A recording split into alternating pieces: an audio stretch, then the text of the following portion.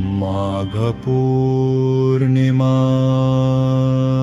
सूर्यदेवस्तोत्रम् ध्यानम्।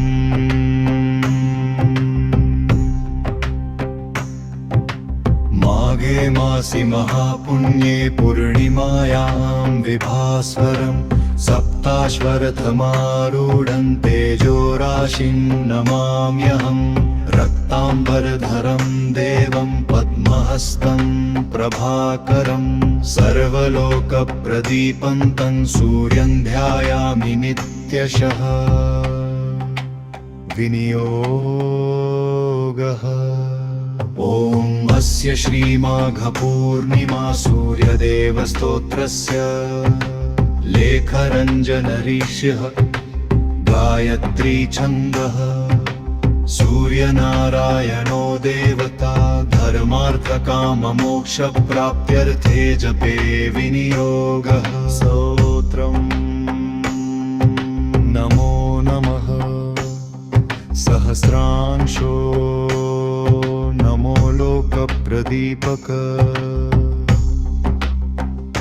माघपूर्णिमया साक्षात् पुण्यदाता नमोऽस्तु ते।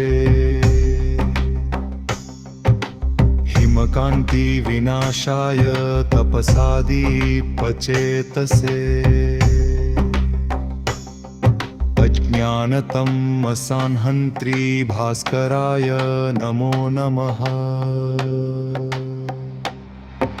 सत्यधर्मप्रवक्तारं कालचक्रप्रवर्तकं कर्मसाक्षिणमीशानं सूर्यनारायणं भजे।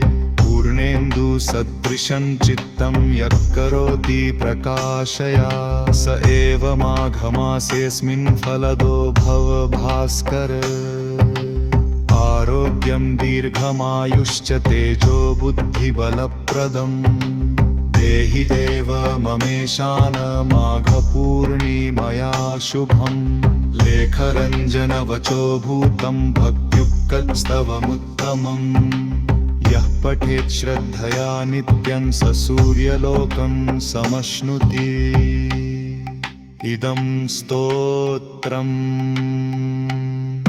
माघपूर्णिमायां प्रातःकाले रवेरग्रे यः पठेन्मनुजो भक्त्या स पापैः प्रमुच्यते। तेजः आरोग्यधर्मबुद्धि तथा जीवनपथ प्रकाशं लभते।